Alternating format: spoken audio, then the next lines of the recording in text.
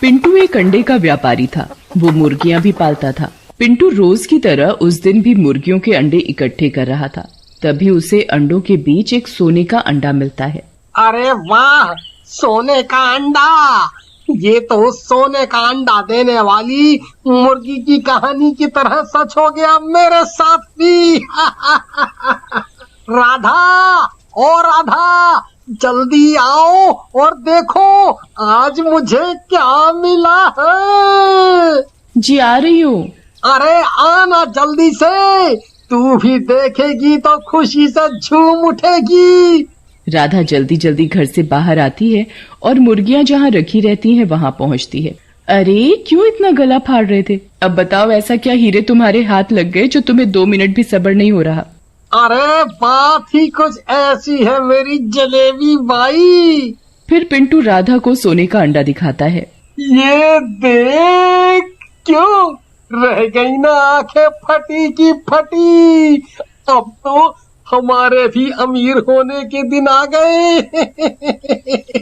एक बारी पैसा आने दे, फिर देख शिमला हिमाचल सब जगह घुमाऊंगा।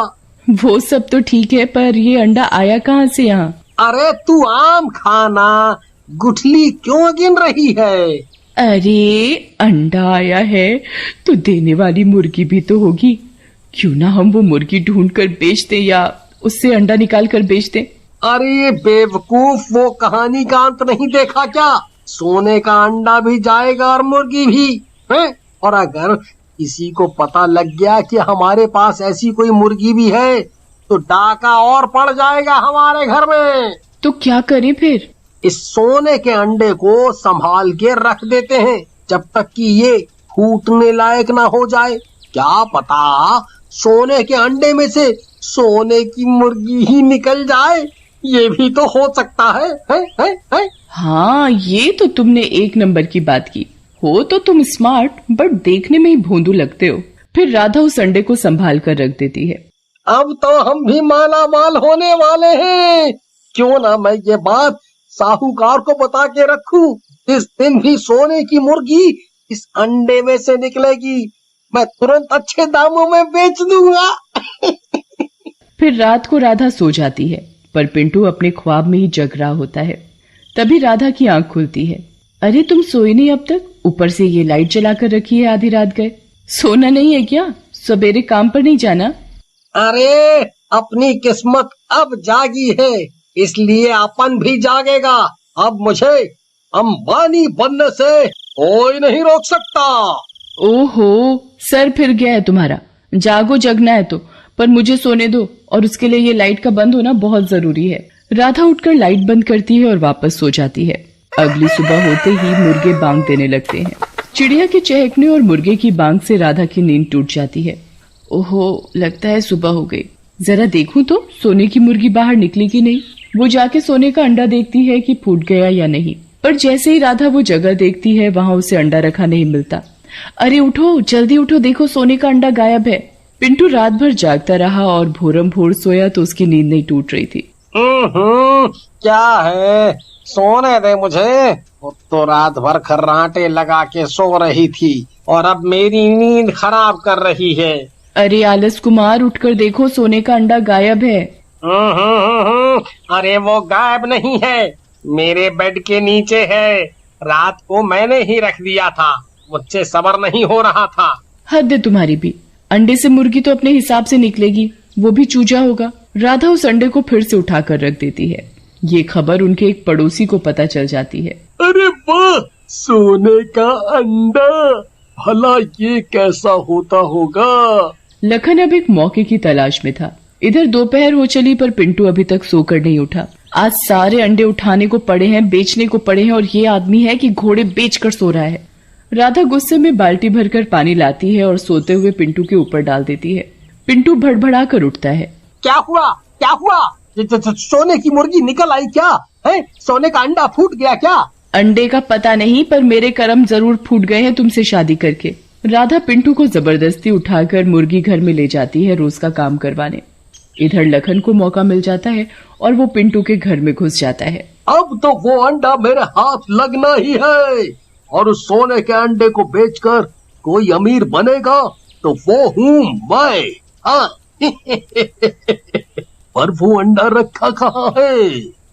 लखन सोने का अंडा ढूंढना शुरू करता है, कभी बेड के नीचे तो कभी गेट के पीछे। आखिरकार उसे वो अंडा मिल ही जाता है। चलो, मिल ही गया। देर आए पर दुरुस्त आए। लखन सोने का अंडा लेकर पिंटू के घर से चुपचाप निकल ही रहा था कि राधा घर में आ जाती है। चोर चोर चोर! लखन राधा की आवाज सुनकर भागने की कोशिश करता है। तभी राधा उसके हाथ में सोने का अंडा देखती है। राधा डंडा उठाती है और लखन की पीठ पर 2-4 मारती है। क्यों रे, मेरे घर में आकर मुझसे म्याऊं? दे मेरा अंडा, वरना वापस मैं शोर मचा दूंगी कि तू मेरे घर में चोरी करने आए है। अरे चोरी कैसे? अगर तू सबको चिल्ला के बुलाएगी तो मैं भी सबको बताऊंगा इस अंडे के बारे में। अगर मेरा नहीं तो तेरा भी नहीं। राधा एक पल को सोच में पड़ जाती है। तभी पिंटू पीछे से आता है और लखन के हाथ से अंडा छीनने लगता है। छोड़ दे सोने के अंडे को, इस पर सिर्फ मेरा अधिकार है। छीन छान में सोने का अंडा फर्श पर जोर से गिर पड़ता है और उसमें से एक सुनहरे रंग का पक्षी निकलता है जिसके पंख भी होते हैं। अरे आ गई मेरी सोने की मुर्गी। ये मुर्गी नहीं, कुछ और जानवर है। जो भी है, ये सुनहरी है, मानो खरा सोना हो। अब मैं इसे बाजार में बेचने जाऊंगी। जैसे ही तीनों उसे पकड़ने के लिए आगे बढ़ते हैं, वो मुंह से आग के गोले फेंकने लगता है, क्योंकि वो कोई आम पक्षी नहीं बल्कि एक डायनासोर था। अरे भागो, ये क्या बला है? अरे ये सोने के अंडे में से नरक निकला है। नरक में ही आग होती है, मैंने टीवी में देखा था। तभी वो डायनासोर लखन के ऊपर मुंह से आग के गोले फेंकता है। अरे भागो रे भागो, ये कैसा जानवर है? बचपन में ही आग से खेल रहा है। तीनों लोग डायनासोर की आग से डर के घर के बाहर भागने लगते हैं। डायनासोर मुंह से आग फेंकता हुआ उड़ते हुए बाहर आ जाता है। पूरे गांव में आतंक सछा गया। राधा भागकर सोनी के घर का दरवाजा बजाती है। सोनी सोनी, जरा दरवाजा तो खोलो। सोनी राधा की आवाज सुनकर खिड़की से झांक कर देखती है। अरे बाप रे, ये इतना बड़ा उड़ने वाला पक्षी कौन है? ऊपर से मुंह से आग फेंक रहा है।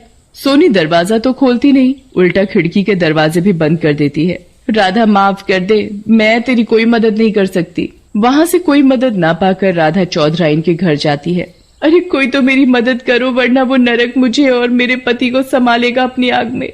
कोई मदद करो मेरी। इधर लखन और पिंटू डर के मारे भागते भागते जंगल पहुंच जाते हैं। डायनासोर भी उड़ता उड़ता जंगल में पहुंच जाता है। डायनासोर के मुंह से आग इतनी तेज निकल रही थी कि उसकी आग से जंगल के एक पेड़ में आग लग जाती है। तभी चमन जंगल के रास्ते से गुजरता है। अरे आग, जंगल में आग लग गई, मुझे जाके गांव वालों को बताना चाहिए। चमन भागे भागे गांव आता है और गांव वालों को आग लगने की खबर देता है। अरे भैया, मेरी तो बकरियां जंगल में चर रही थीं, कहीं वो ना जल जाएं। सोहेल बिना एक भी सेकंड गवाए जंगल की ओर भागता है। अरे भाई साहब, मैं तो चूल्हे पर खाना बनाती हूँ, जंगल जल गया तो मैं लकड़ियाँ कहाँ से लाऊंगी? वो भी भागने लगती है लकड़ियाँ लाने। इधर जंगल में लखन और पिंटू अपनी जान बचाकर एक गुफा में छुप जाते हैं। डायनासोर गुस्से में उन दोनों को ढूंढ रहा था। धीरे धीरे जंगल में आग फैलने लगती है। एक पेड़ से दूसरा पेड़, एक झाड़ी से दूसरी झाड़ी। देखते ही देखते आग काफी जंगल को दहला देती है। भगवान, मैं क्या करूं? सबको अपनी अपनी पड़ी है। किसी को बकरी गाय की चिंता है, किसी को लकड़ियों की। पर वहाँ मेरा पति, मेरा सुहाग खतरे में है। कैसे बचाऊं उन्हें? भगवान जी, इतनी पूजा करी है आपकी, इतने व्रत रखे हैं, कोई तो सुझाव डालो दिमाग में। फिर राधा को एक सुझाव आता है। राधा भागी भागी अपने घर जाती है। मेरा फोन कहाँ है? फोन कहाँ रखा था मैंने? राधा जल्दी जल्दी अपना फोन ढूंढ रही होती है। कभी तकिया के नीचे, कभी रसोई में जाकर देखती है। कुछ देर ढूंढने पर उसे उसका फोन मिल जाता है। अब मैं आग बुझाने वाली गाड़ी का नंबर ढूंढूं जरा। गूगल पर तो सब मिलता है, वैसे भी हर मर्ज की दवा मिल जाती है इंटरनेट पर, तो ये नंबर भी मिलेगा ही। राधा इंटरनेट से नंबर ढूंढकर फायर ब्रिगेड बुलाती है फोन करके। कुछ ही देर में सायरन बजाती हुई फायर ब्रिगेड आ जाती है। गाड़ी से 2 गार्ड निकलते हैं और जंगल में आग बुझाने लगते हैं। बौछार अपने ओर आता देख डायनासोर की नजर उस गाड़ी पर जाती है। डायनासोर गुर्राने लगता है और तेज तेज आग उगलने लगता है। फायर ब्रिगेडियर डायनो के मुंह पर लगातार पानी मारते रहते हैं, जिससे उसे सांस लेने की भी फुर्सत नहीं मिलती। परेशान होकर वो आसमान में ऊंचा उड़ने लगता है और उड़ते उड़ते पता नहीं कहाँ चला जाता है। पिंटू दोबारा कभी सोने के अंडे के लालच में नहीं पड़ता और ईमानदारी से अपना काम करने लग जाता है।